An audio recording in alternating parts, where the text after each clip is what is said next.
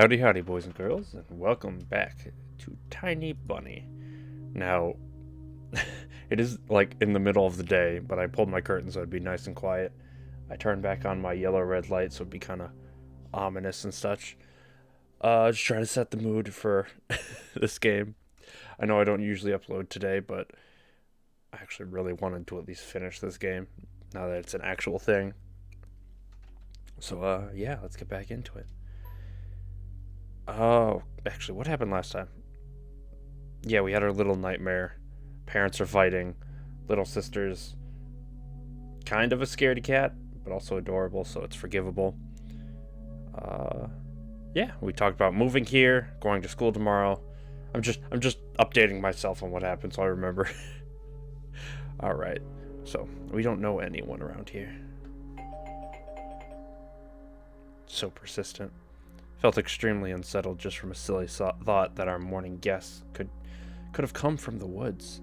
I could barely hear voices coming from the front door. My mind was urging me to hide. In the closet, under the table, behind the curtains, where Olya always hides. Tony, come here.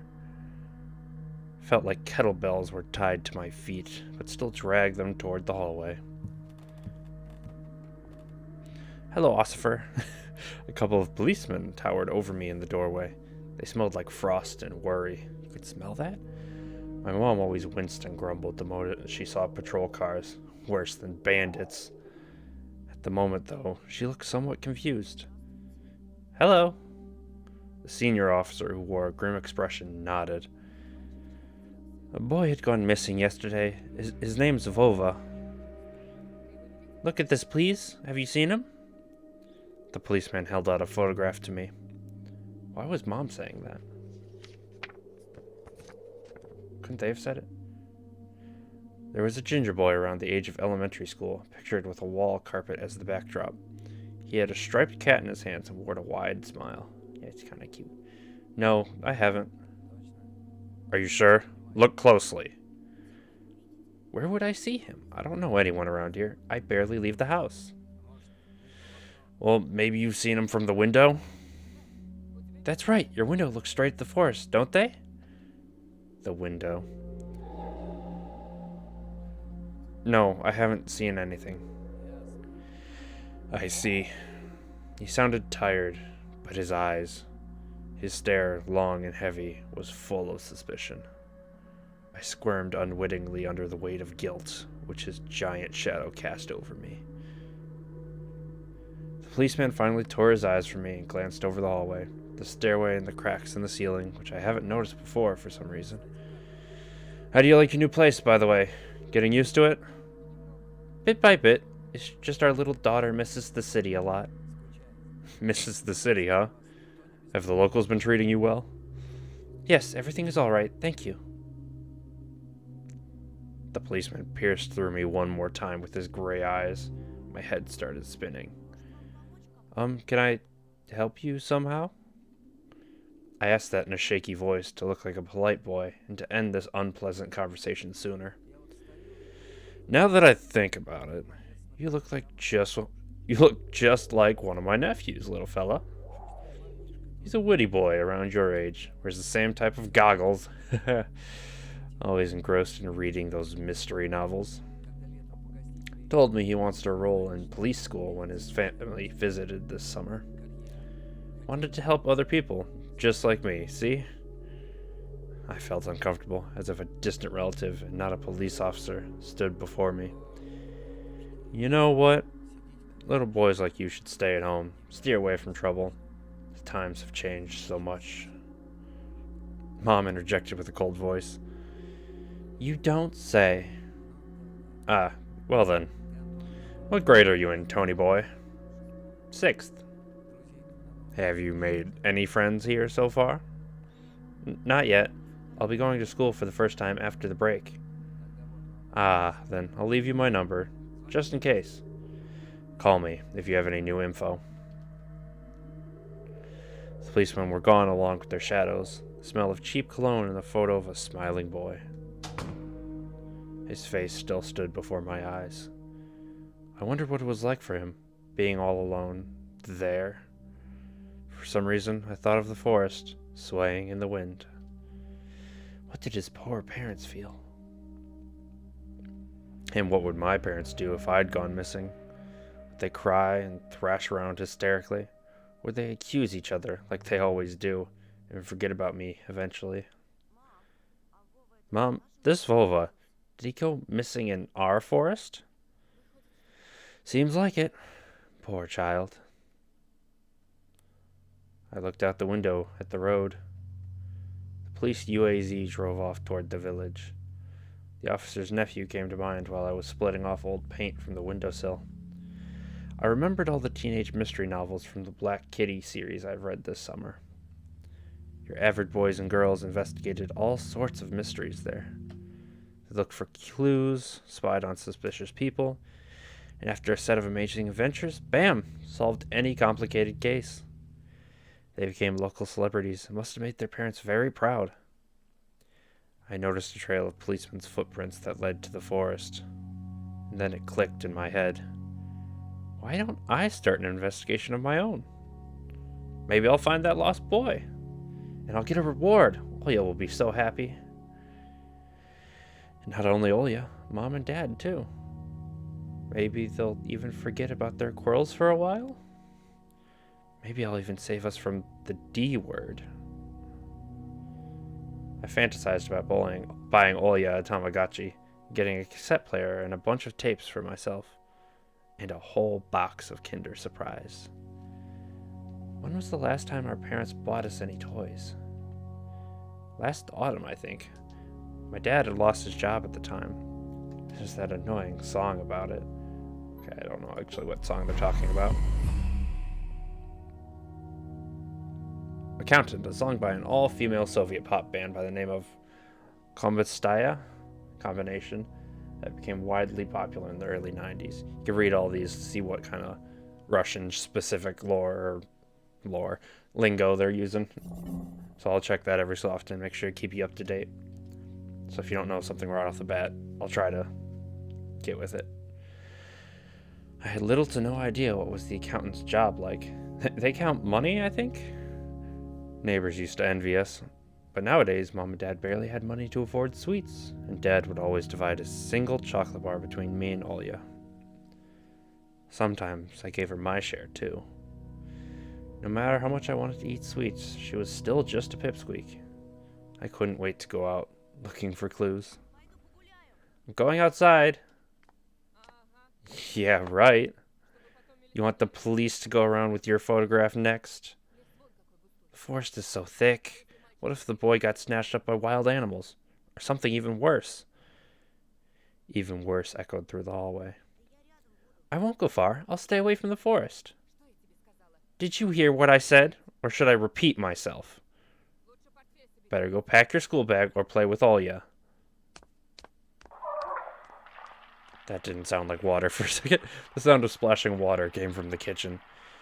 It meant that the argument was over and Mom had the last word, as always. All right.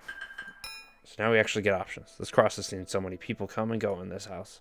It was black as if it absorbed all human sin the long years it was hanging under the ceiling. After Grandma died, Mom was going to take it off and hang a horseshoe in its place as a lucky charm. But she cut herself with the cross' sharp corner and almost fell from the stepladder. Ted called it a sign from above and ordered the cross to be left alone in its rightful place. Sounds like he's religious and just wanted an excuse to keep it there, but my parents prohibited me from making long-distance calls, but from time to time I really wanted to hear my old friends. Sometimes I would just pick up the phone, listen to the low hum of the Zoomer and the distant crackling, imagining the wind howling and the ice-laden chords. I'm going to try and read all this extra stuff faster just because I feel like some of it we've already been through. Mom's peg top, a family relic. My mom played with it when she was little, then she gifted it to me. Olya was next in the succession line. The toy belonged to her now.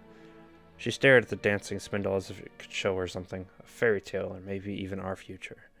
Now even my little sister was a bit too old for the old squeaky peg top. Dark, stuffy closet. Mom says it smells like mice, but how would she know their smell? She hates when I stick my nose in there. She's afraid I'll cut myself on the freshly sharpened axe.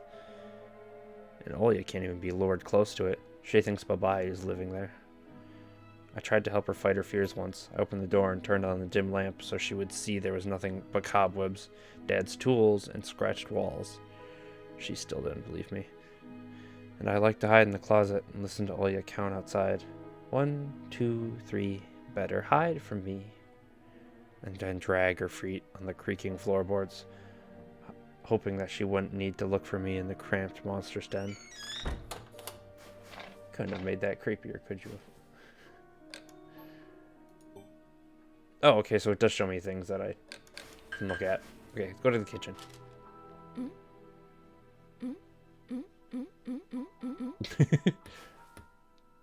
Anything else I can look at in here?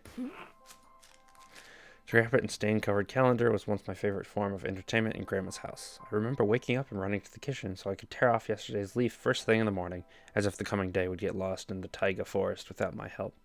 One day closer to New Year's, one day closer to Grandma's funeral. I haven't touched this calendar for years now. Since the time they started writing dark and spooky death chants that only made me gloomy instead of funny proverbs and superstitions, to be exact. I grabbed a dusty calendar leaf with caution, and it tore off effortlessly. Sadly, the spooky descriptions from my childhood were still there. 7 horses carry the log. If 7 can't carry, bring the 8th from a fairy. They will take it away and never come back. This is the fate the log cannot escape. I crumpled the gray leaf and threw it into the waste bin, hoping to get rid of the anxiousness that washed over me. It was spreading inside me like an ink stain on blotting paper. Okay. Some things make noise when you hover over them. It's kind of funny. Emercom of Russia has declared the state of emergency due to adverse weather conditions. According to the weather forecast, a cyclone is moving toward the region. Expect heavy snowfall, blizzards, and snowdrifts on the roads.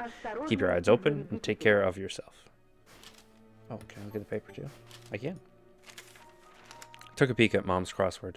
She would get very angry when someone gave her advice, so me and Dad faked knowing the answer and being about to reveal it all the time. I smiled at that fleeting thought. Ah, damn it, I did too. Vertical, 9 leathers, the name of the Philistine deity that protected them from viper bites and had nicknamed the Lord of Flies. Second letter is E. What was that, Beelzebub or something? I don't know. I can't remember. Side of an old ocean freezer was checkered with my childish drawings, Mom's recipes, and all kinds of stickers from bubblegum with dinosaurs that Olya liked so much. Among that still life picture hung a piece of ruled paper with the phone number of the police officer who visited us. First Lieutenant Tikhonov. I read inside my mind, looking at the officer's sprawling handwriting. Alright, sorry about that. Had to take a second. Scrap of paper was held by 2 pieces of a broken magnet from some old Soviet toy. Those pieces just barely covered up the numbers as if to taunt me. I leaned toward it to unveil the mystery and take the piece to a safer place where it would wait for its time when I could finally find Vova and be the first to call the police with the happy news. Anton.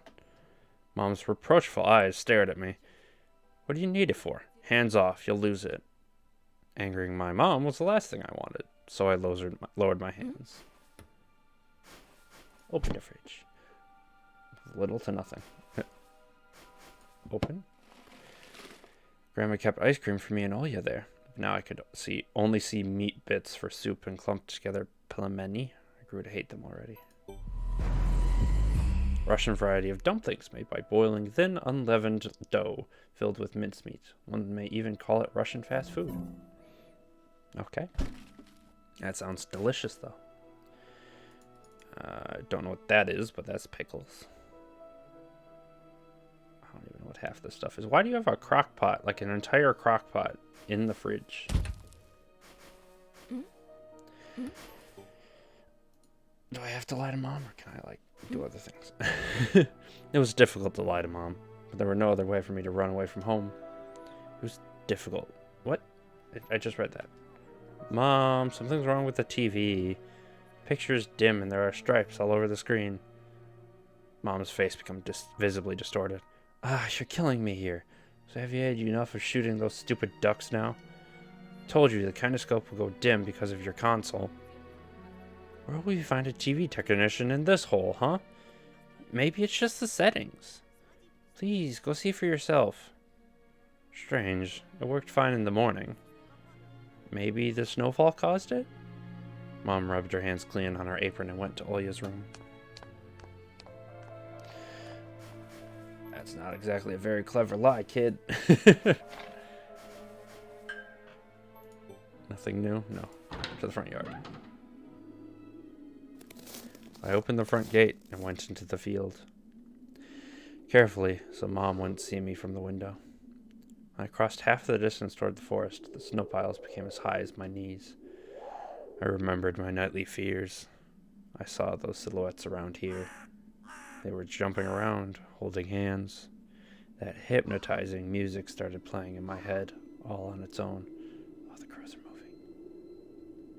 In the light of day, those distant figures felt like a simple dream.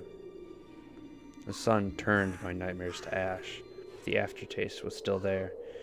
Distant ringing in my ears, distorted shadows crawling on the snow alongside me, and a barely audible whisper in my head, blurry and almost kind. Everything was silent. So silent, I felt like the world was totally empty.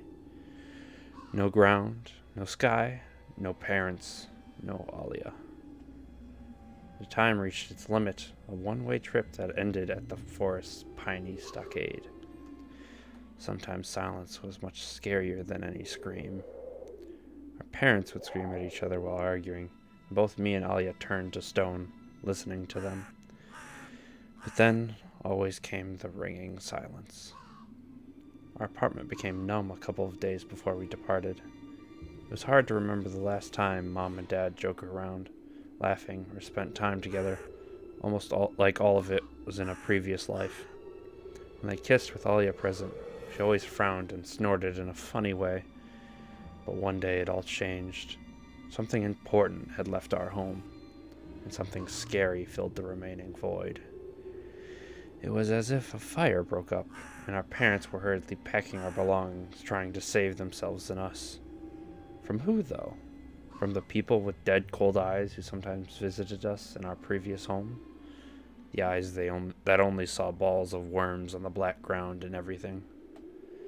Somewhere far away, a siren was going off, trying to warn us of the coming menace. ... God. Again, whoever drew this, wonderful artist. I shuddered, chasing away my delusions, and looked around. There was only me, this white field, and the wind that was whipping up icy dust and belts of powdered snow. I squinted from the sun and turned my eyes to the sunless forest. It looked especially dark in contrast with the blinding whiteness. Knobby tree roots slithered under the snow like fat snakes. Rotten leaves and coniferous needles froze into the ice. Dry, prickly branches intertwined, bringing up uncomfortable thoughts about fences. Were they protecting the forest, or were they keeping something from breaking out? Some object was hanging from one of the pointy branches. I tried to get closer, drowning in snow, and when I almost got to the edge of the forest, I saw a knitted mitten. It looked like a wounded bird among the hungering semi-dark. Should I take it to the police? Their senior officer looked gloomy, but he still reminded me of Captain Casanova from my favorite TV show called The Streets of Broken Lights. A Russian mystery TV series telling the story of daily life of a Russian police officer, and it's the longest running series in the history of Russian TV at the moment. Awesome. Good for you. He's also always nervous, with a tired look in his eyes, but still brave and strong. Will this mitten help them find the lost boy? Vova! I heard a distant shout. Looked like it came from the river. Vova! As if the trees were calling out to someone. Vova! Resounded closer to me. Someone was standing there behind the trees. Hiding. Vova! I knew someone was looking for the lost boy, but still, something was unsettling about that figure. I can't see a figure. Its stillness, how it was bent unnaturally toward the ground. Its blackness, that's racist. There's no one there, just branches and roots. It's all just my imagination. A nearby bird flapped its wings loudly. Was that there always? Shadow split from the tree and disappeared from my sight. I looked away for just a moment, but when I turned my gaze back to the same place, it was gone. So it was my imagination. After all, silence reigned for a painfully long time.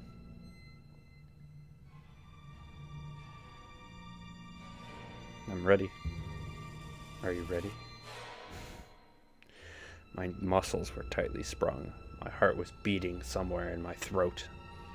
Any noise, any little movement, any small whisper from the thicket, and I'd sprint. But nothing of the sort happened. I looked at the mitten once more. I did this last time, so I have to do it again. Take the mitten. I decided to take the lonely mitten from the branch. Vova. A shout rumbled across the field and dissolved into the distance. No echo, no hope for a reply. That's what it just said.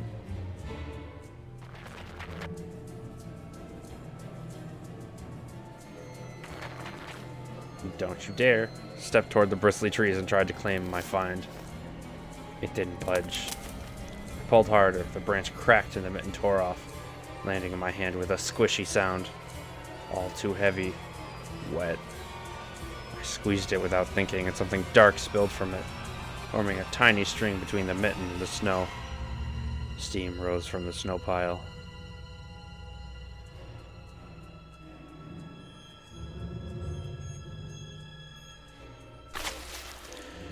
I froze in place, studying my palms in disgust. Red. The sound of cracking branches invaded the silence. Where's he holding the mitten if both his hands were there? I didn't have to think twice before running away.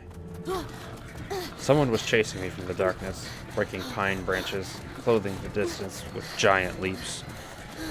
Snow was slowing me down. Crazy thoughts flew through my mind. I'll get caught. They'll get me. I'll get dragged into the thicket. Be gone forever.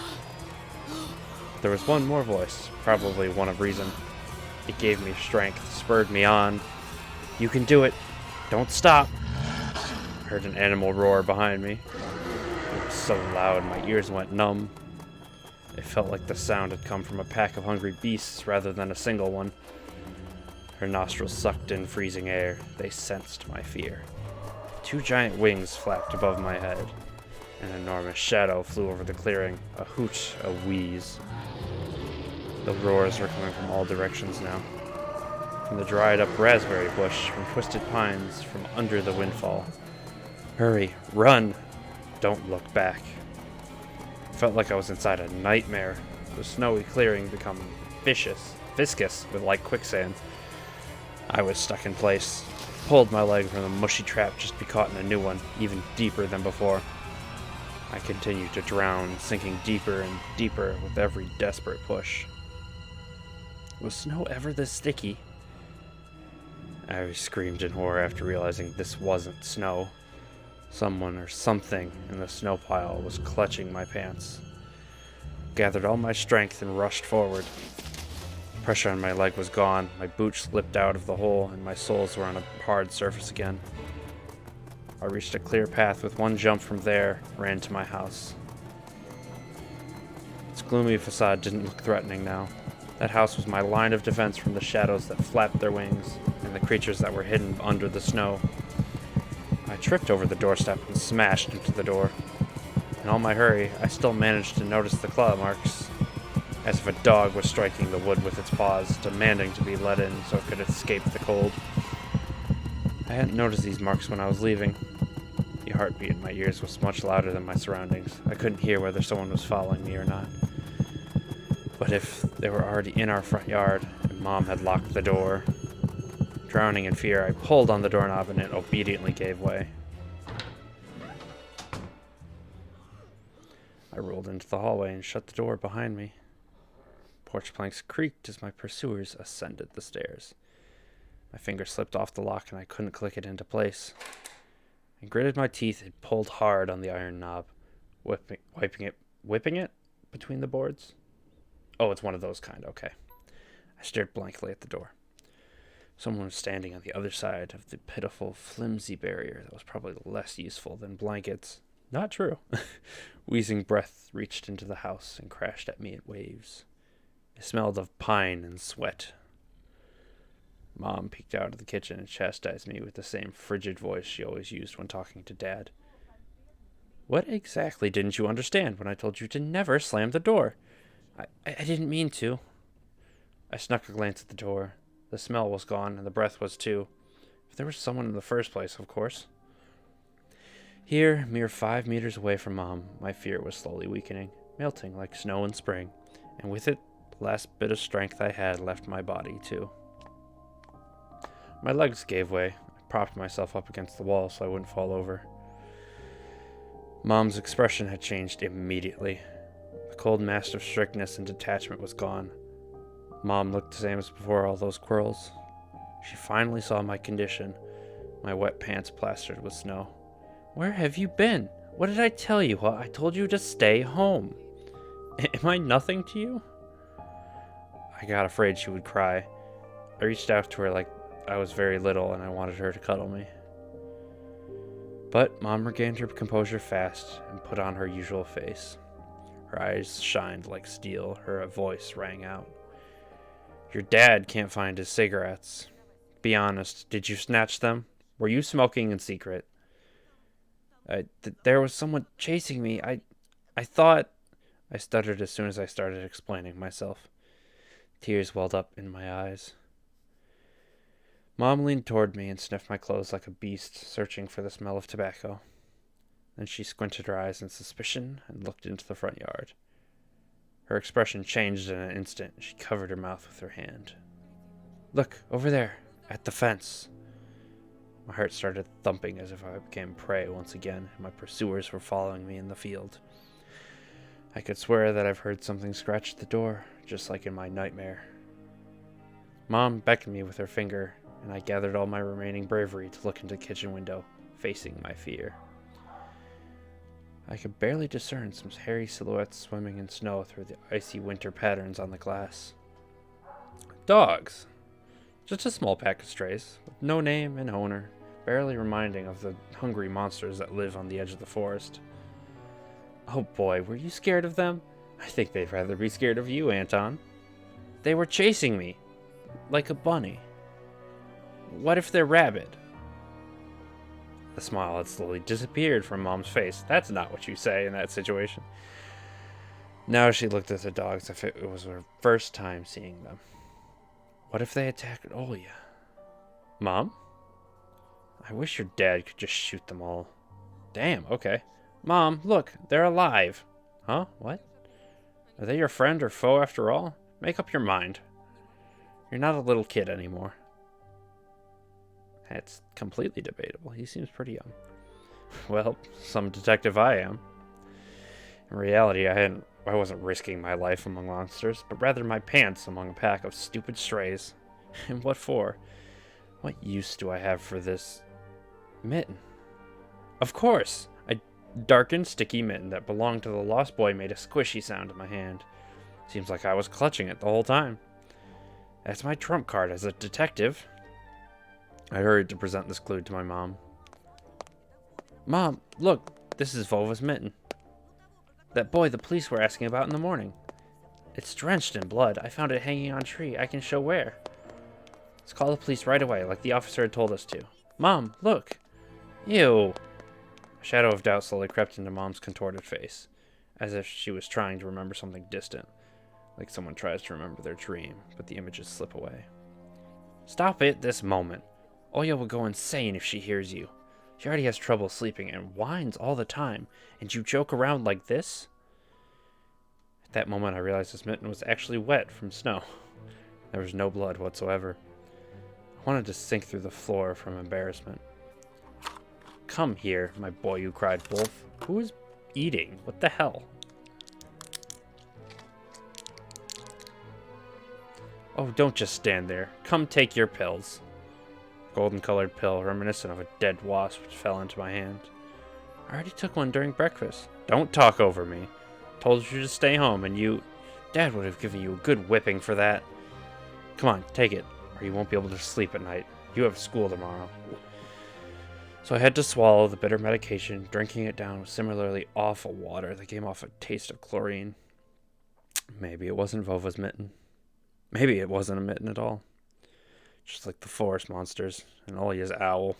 Am I going mad? What's happening to me? Either the pill had an immediate effect, or my overexerted brain didn't let fear inside anymore. Serenity washed over me, bringing yawny indifference along with it. Anton, you done? See, you can do it when you try. Take off your coat. Are you asleep? No, Mom, I was just thinking. What about, I wonder? It's just something silly. Mom scrutinized me with suspicious eyes, as if she wasn't sure she was looking at her own son and not some doppelganger that came from the forest. Is everything all right? You had the exact same expression when the policeman asked you about the window. I'm all right, Mom. She heaved a deep sigh. Fine. It seemed like the house had changed. The sofa's fabric had become discolored. Fingerprints appeared on the bathroom tiles. The light bulbs also felt different, dimmer and yellower. Even the saliva inside my mouth had a different taste. Melody from Aladdin could be heard from the upper floor.